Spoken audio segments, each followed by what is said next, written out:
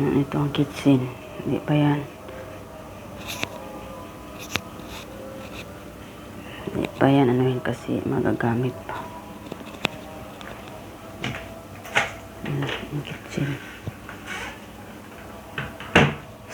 Ito. Yan.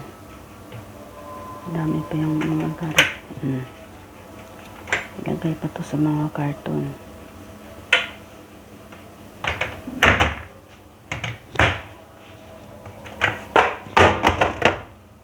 Pag ano na. Kasi gagamitin ko yan ng ano. Yan.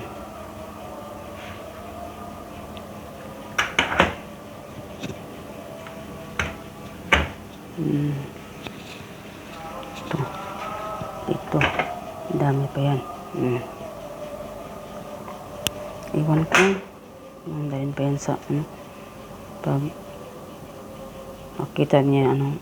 Baka iwan ko lang lahat-lahat nandun nila ng nanay. Ang gusto siya.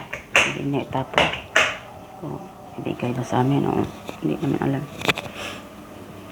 Pero yung mga naka-carton lang ang nilagay namin ng ano sa kitchen lahat-lahat.